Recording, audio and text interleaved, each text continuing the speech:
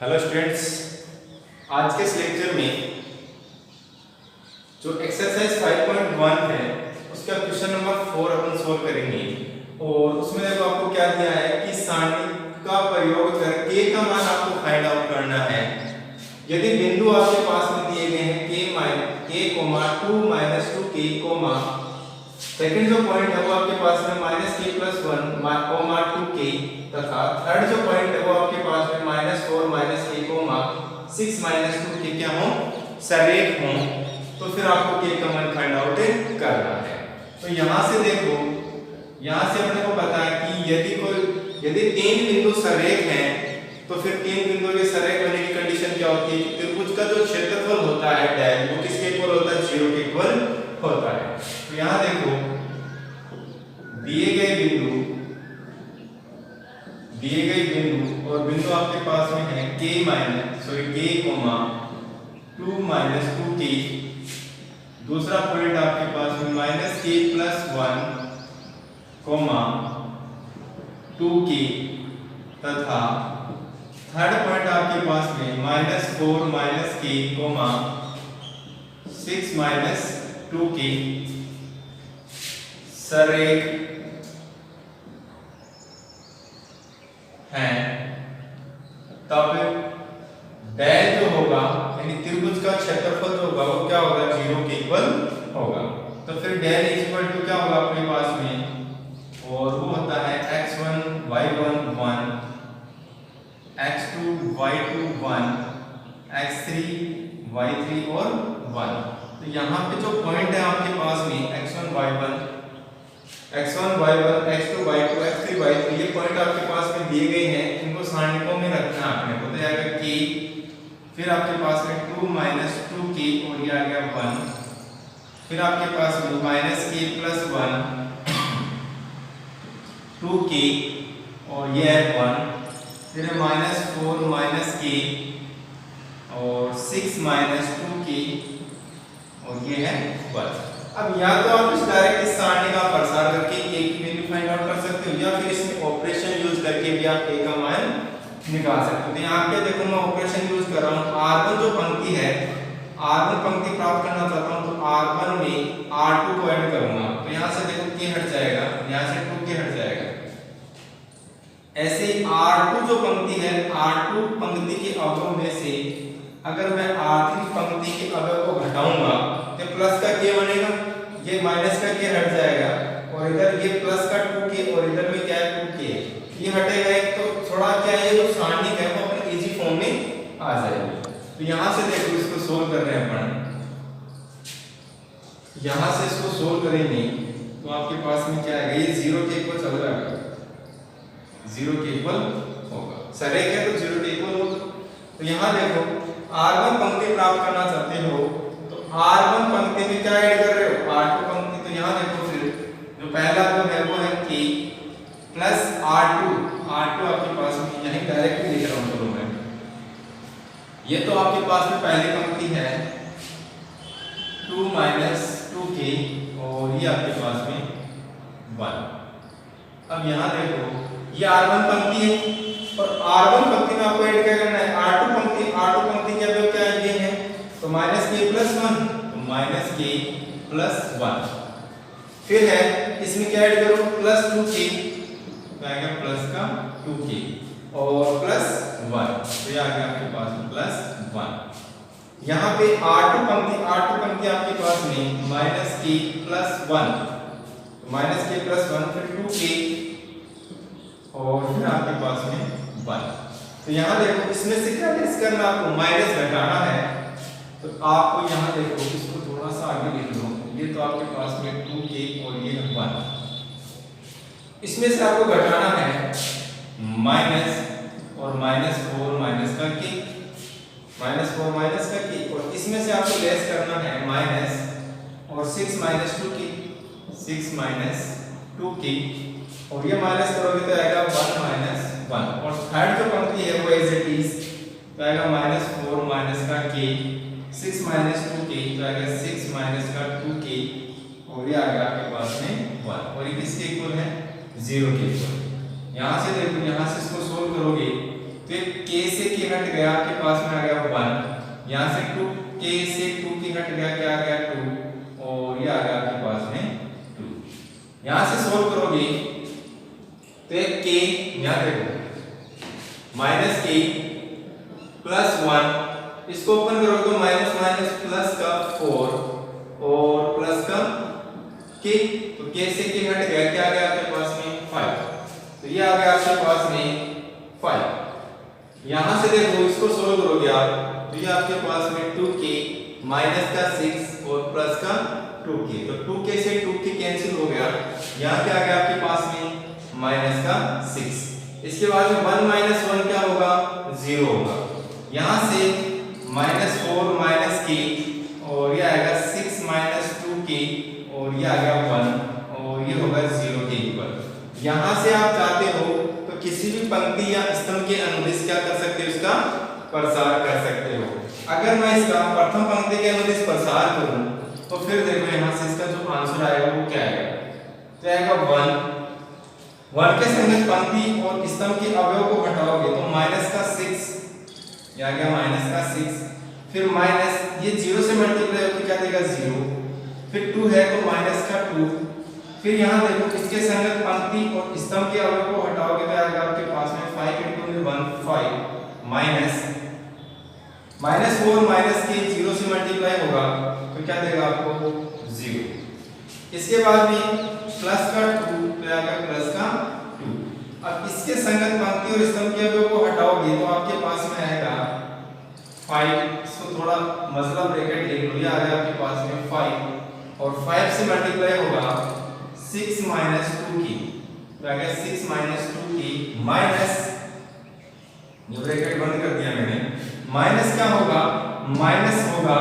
Minus का 6, तो minus पहले से तो प्लस का 6 और ये आ गया आपके पास में -4 माइनस k।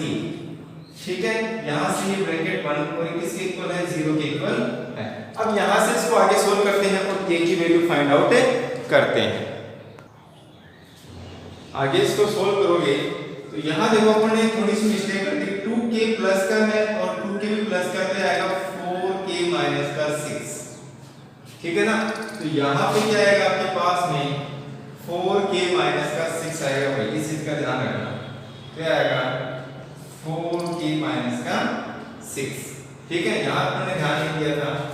इसके बाद में इसको सोल्व करोगे आप तो प्रथम पंक्ति के अनुदिश प्रसार करोगे तो ये आएगा आपके पास में 4k माइनस 6 × 1, यहाँ थोड़ा सा चेंज करोगे आप, ये आएगा 1 और ये आएगा आपके पास में 4k माइनस 6 × 1 और माइनस का 0, तो ये एज इट इज रहेगा। फिर -2 तो ये सेम, इसके संगत पंक्ति और स्तंभ के अवयव को हटाओगे तो ये आएगा और इसके बाद में अपना सही। यहाँ से इसको सोल्व करोगे तो ये आएगा 4k माइनस 6, माइनस का क्या आएगा 10 आएगा तो माइनस का 10 प्लस 2 बाहर है, इसको सोल्व करोगे आप तो ये आएगा आपके पास में 30, यहाँ गड़बड़ तो नहीं करते अपन, इसके संगत गड़बड़ होगा, यहाँ से इसको भी चेंज करोगे आप, यहाँ देखो इसके संगत चेंज करोगे तो 2 आएगा, ये आ गया आपके पास में 2 और 2 के संगत पंक्ति और स्तंभ के अवयव को हटाओगे तो आएगा आपके पास में 5 multiply 6 minus 2k 6 minus 2k minus ये मल्टीप्लाई होगा इससे, तो अगर मैं यहाँ से माइनस कॉमन लेता हूँ तो ये बनेगा प्लस। ठीक है, तो माइनस माइनस होगा प्लस और ये मल्टीप्लाई होगा 4 प्लस k, इससे 4k माइनस का 6, ये आएगा 4k माइनस का 6 से और ये किसके इक्वल होगा 0 के इक्वल होगा। अब यहाँ से देखो इसको सोल्व करोगे आप तो ये आएगा आपके पास में 2 तो बाहर है, ये आएगा 30 माइनस का 10k फिर प्लस, अब यहाँ से इसको मल्टीप्लाई करोगे तो आएगा 4 प्लस k और ये आपके पास में है 4k माइनस का 6 मल्टीप्लाई करोगे तो ये आएगा आपके पास में 16k माइनस का 24 और प्लस 4k स्क्वायर और माइनस का 6k। तो यहाँ अपन डायरेक्ट कर सकते हैं 16k माइनस का 24 प्लस का 4k स्क्वायर माइनस का 6k, और ये पूरा किससे मल्टीप्लाई है? 2 से मल्टीप्लाई है, यहाँ से यहाँ इज इक्वल टू 0। ये किससे मल्टीप्लाई है? 3 से मल्टीप्लाई। यहाँ से ये आएगा 4k माइनस 6 माइनस का 10, तो इसको अपन 16 लिख सकते हैं, तो माइनस का 16 हो गया, माइनस का 16 प्लस का 2, और मल्टीप्लाई में आपके पास में ये वैल्यू है, तो यहाँ देखो आपके पास में k के देखो तो 10 माइनस का k और माइनस का 6k, माइनस का 16k और प्लस का 16k, तो ये हट गया यहाँ से, और फिर आपके पास में 30 प्लस का है और माइनस का 24 है, तो कितना बच गया? 6 प्लस 4k स्क्वायर, तो आगे आपके पास में 6 plus 4k square is equal to 0। यहाँ से इसको हटा रहा हूँ मैं, और इसको आगे सोल्व करोगे तो देखो आपको क्या प्राप्त होता है। यहाँ से देखो 4k माइनस 16 और प्लस का 12, यह आएगा प्लस का 12 और प्लस 8k स्क्वायर, प्लस का 8k square is equal to 0।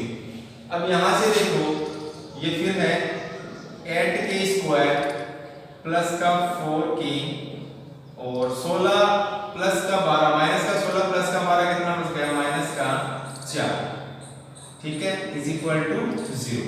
यहाँ से अपन क्या कॉमन ले सकते हैं? 4 कॉमन ले सकते हैं, तो यहाँ से 4 कॉमन आएगा, यहाँ बचेगा 2k स्क्वायर प्लस k और माइनस का 1 इज इक्वल टू 0। 0 4 में शामिल होगा तो आएगा 2k square plus k minus 1 is equal to 0। Multiply करो तो आपके पास में आना चाहिए 2k स्क्वायर, और ऐड करो तो क्या आना चाहिए आपके पास में k। तो फिर देखो ये आएगा 2k स्क्वायर प्लस 2k और माइनस का k और माइनस 1 इज इक्वल टू 0। यहाँ से आप 2k कॉमन लोगे तो आएगा 2k, यहाँ क्या बचेगा? k प्लस का 1, और यहाँ माइनस का 1 कॉमन लोगे तो आएगा k plus 1 is equal to 0। एक तो आएगा आपके पास में 2k माइनस 1 और दूसरा आएगा आपके पास में k plus 1 is equal to 0। तो या तो ये दोनों ही 0 के इक्वल है, ठीक है ना, तो 2k minus 1 is equal to 0 और दूसरा है k plus 1 is equal to 0। यहाँ k की वैल्यू निकालोगे तो आपके पास में आएगा 1/2, और दूसरी k की वैल्यू निकालोगे तो आपके पास में आएगा माइनस का 1। तो k की वैल्यू आ गई आपके पास में 1/2 और k की वैल्यू क्या है? दूसरी माइनस का 1। तो ये था आपके पास में k की वैल्यू, ठीक है। इसी प्रकार से अगर कोई दूसरा क्वेश्चन आपको मिलता है तो उसको इसी प्रकार से आप सोल्व कर सकते हो। नेक्स्ट अपना क्वेश्चन है क्वेश्चन नंबर 5, और क्वेश्चन नंबर 5 में आपको दिया है यदि बिंदु 3, -2 तथा x, -2 और आपको दिया है तीसरा पॉइंट 8, 8 सरेख है, तो फिर x का मान सारणी का प्रयोग कर ज्ञात कीजिए। तो यहाँ से देखो अभी अपन ने सोल्व भी किया है क्वेश्चन नंबर 4, उसी प्रकार से अपने को करना है। यहाँ अपने को दिए गए बिंदु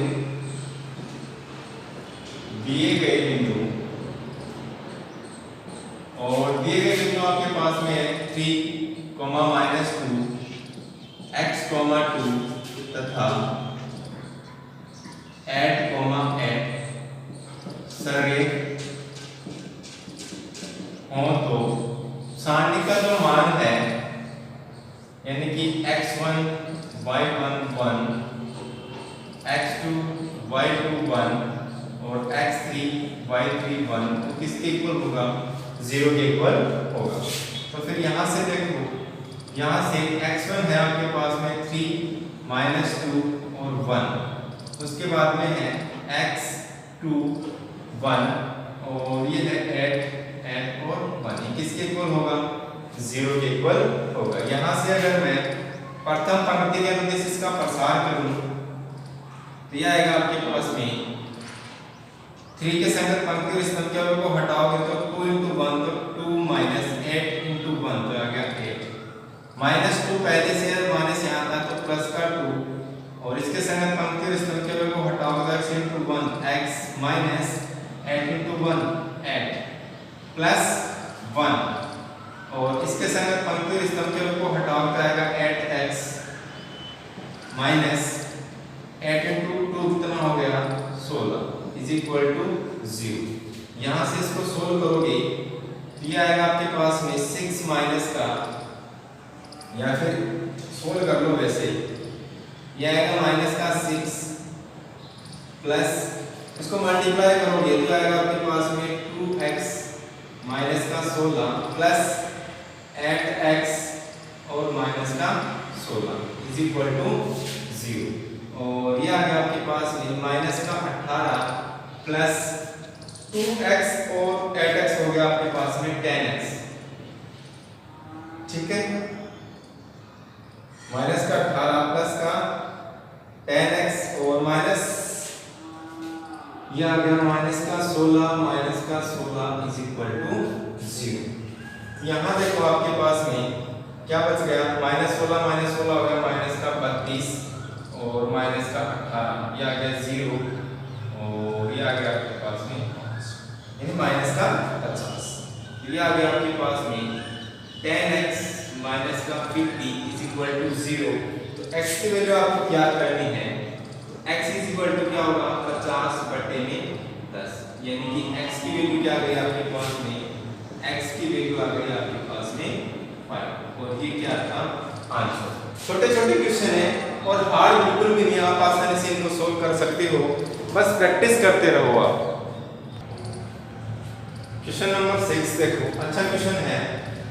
सारणिक प्रयोग से दो बिंदु आपको दिए गए हैं 3,1 तथा 9,3 से गुजरने वाली रेखा का समीकरण ज्ञात करना है। यानी आपको कि अपन ने देखो कंसेप्ट में भी पढ़ा था कि दो बिंदु से होकर जाने वाली रेखा का समीकरण क्या होगा, तथा त्रिभुज का क्षेत्रफल ज्ञात कीजिए यदि तीसरा बिंदु आपके पास में -2, -4 हो। तो यहाँ देखो, यहाँ इसका जो सॉल्यूशन होगा वो क्या होगा, दो बिंदुओं से गुजरने वाली रेखा का अपने को ज्ञात करना है और किसकी सहायता से ज्ञात करना है, सारणिकों के प्रयोग से ज्ञात करना है।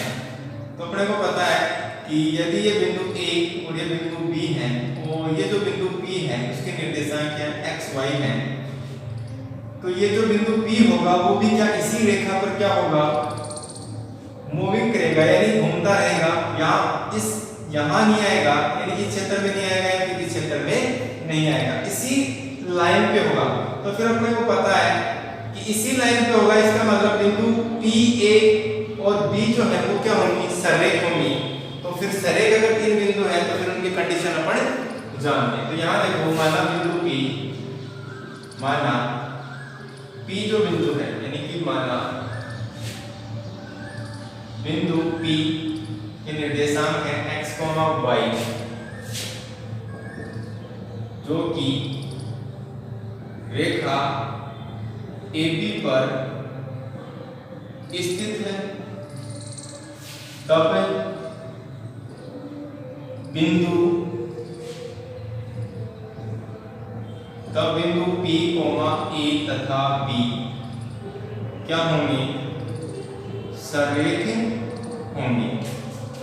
इसलिए सररेख होंगे तो फिर अपन जानते हैं कि त्रिभुज जो ABC है, या सॉरी काम को अपन ये लिख सकते हैं। इसलिए जो कंडीशन आपके पास में x y1 और x1 y1 1 x2 y2 और 1 इज इक्वल टू क्या होगा 0 ये अपन जानते हैं इससे सररेख होने की कंडीशन से। तो यहां से देखो x y तो आपके पास में बिंदु P के निर्देशांक है और A के निर्देशांक क्या आपके पास में, A के निर्देशांक है आपके पास में 3 1 1 और B के निर्देशांक है 9 3 और 1 और ये किसके इक्वल होगा 0 के इक्वल होगा। यहाँ से देखो प्रथम पंक्ति के बिंदु से इसका प्रसार करोगे तो आएगा x की संगत पंक्ति और स्तंभ के को हटाओगे तो आएगा 1 into 1 1 minus 3 into 1 3 फिर माइनस का y और y के संगत पंक्ति और स्तंभ के को हटाओगे तो 3 into 1 क्या आ गया 3 minus 9 into 1 9 plus 1 के संगत पंक्ति और स्तंभ के को हटाओगे तो आएगा 3 into 3 हो गया 9 माइनस 1 इंटू में 9 हो गया 1, सॉरी 9 इज इक्वल टू 0। यहाँ से इसको सोल्व करोगे आप तो आएगा 1 माइनस का 3 माइनस का 2x माइनस, यहाँ देखो माइनस प्लस 3 माइनस का 9 तो माइनस का 6 और माइनस पहले से तो आएगा प्लस का y और 9 माइनस 9 क्या हो गया 0, यानी प्लस का 0 इज इक्वल टू 0। इसको चाहे लिखो या फिर मत लिखो कोई फर्क नहीं पड़ता। यहाँ से अगर मैं माइनस का 2 बाहर लूं तो क्या बचेगा आपके पास में x माइनस का 3y is equal to 0। Minus 2 को अगर 0 में शामिल करूंगा तो आएगा आपके पास x माइनस 3y, तो आएगा x minus 3y is equal to 0। क्या आ गया x minus 3y is equal to 0, जो कि रेखा AB का अभीष्ट समीकरण है। ये जो इक्वेशन आई है वो रेखा AB का क्या होगा, इक्वेशन होगा। फिर देखो उसने क्या कहा है कि तथा त्रिभुज का क्षेत्रफल ज्ञात कीजिए यदि तीसरा बिंदु आपको दिया गया है। तो यहाँ देखो यदि तीसरा बिंदु, यहाँ से इसको हटा दो, तीसरा बिंदु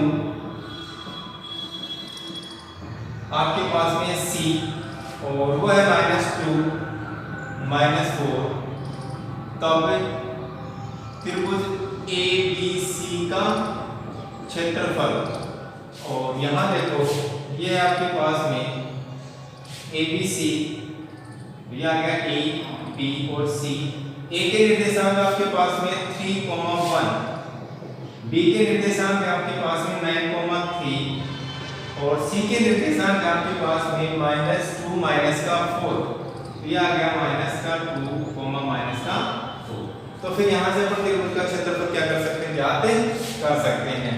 तो यहाँ देखो त्रिभुज ABC का क्षेत्रफल, और वो क्या होता है आपके पास में 1/2 और ये होता है x1 y1 1, x2 y2 1, x3 y3 और 1। ये क्या हो जाएगा आपके पास में त्रिभुज ABC का क्षेत्रफल हो जाएगा। यहाँ से देखो x1 y1 के आपके पास में x1 y1 यहाँ से आप देख सकते हो 3 1 अगर 3 1 और 1। B पॉइंट क्या है 9 3 और 1 और C पॉइंट है -2 -4 और 1। तो फिर यहाँ से जो त्रिभुज का क्षेत्रफल आएगा वो देखो क्या आएगा। यहाँ से इसको सोल्व करोगे तो 3 के संगत पंक्ति और स्तंभ के अवयव को हटाओगे तो आएगा आपके पास में 3 × 1 आ गया 3 माइनस का 4 × 1 तो माइनस का 4 और पहले से प्लस माइनस प्लस का हो गया, फिर माइनस का 1 के संगत पंक्ति और स्तंभ के अवयव को हटाओगे तो 9 × में 1 हो गया 9 माइनस -2 × 1 तो माइनस का 2 और माइनस पहले तो प्लस का 2, फिर है प्लस का 1 और 1 के संगत पंक्ति और स्तंभ के अवयव को हटाओगे तो 9 × में 4 हो गया माइनस का 36 माइनस -2 × 3 तो माइनस का 6, तो आ गया प्लस का 6। ठीक है, यहाँ से जो आंसर आएगा वो क्या आएगा आपके पास में त्रिभुज का क्षेत्रफल आएगा। यहाँ देखो कितना हो गया 7 हो गया, यानी कि 3 × में 7 -9 + 2 हो गया आपके पास में माइनस का 11, फिर प्लस ये आ गया आपके पास में माइनस का 36 प्लस का 6 तो माइनस का 30 हो गया, तो आ गया माइनस का 30। यहाँ से इसको सोल्व करोगे, इधर सोल्व कर लेते हैं अपन। ये आ गया 1/2 और ये आ गया 7 × 21 और ये आ गया माइनस का 11 और माइनस का 30 हो गया आपके पास में माइनस का 41। ठीक है, यहाँ से इसको सोल्व करोगे तो आएगा 1/2 -41 में से 21 घटेगा तो क्या बचेगा आपके पास में 20 बचेगा। देखो -41 में से 21 घटेगा तो आएगा 0 × 20, तो ये आएगा आपके पास में माइनस का 20। और यहाँ से या तो आप इसका मोड ले लो तो आएगा 1/2 मोड माइनस का 20, तो ये आ गया 20/2, ये आ गया आपके पास में 10 और ये 10 क्या आपके पास में त्रिभुज ABC का क्षेत्रफल होगा। क्योंकि अपन ने बार-बार डिस्कस कर रखा है, या फिर यहाँ पे अगर -10 भी आता है तो जो त्रिभुज क्षेत्रफल होगा वो क्या होगा, एक धनात्मक राशि होती है। ये अपन ने पहले भी चर्चा कर ली, इसी कंसेप्ट पे अपन ने 2-3 बार चर्चा कर ली है और इस चीजों को अपने को बार-बार सामने आएंगे तो बार-बार ध्यान में रखना होगा। त्रिभुज का जो क्षेत्रफल होगा वो कभी भी आपको नेगेटिव नहीं लेना है, केवल और केवल क्या लेना है, आपको पॉजिटिव लेना है, क्योंकि क्षेत्रफल हमेशा क्या है, धनात्मक राशि होती है। तो जो भी सारणिक का मान आएगा वो क्या है, लेना है आपको केवल और केवल पॉजिटिव मान ही लेना, चाहे सारणिक का मान आपके पास में नेगेटिव ही क्यों ना आए। तो ये था अपने क्वेश्चन नंबर 6, अच्छा क्वेश्चन था। और जो आगे के जो भी क्वेश्चन है या जो एग्जांपल्स हैं उनको आप सोल्व करोगे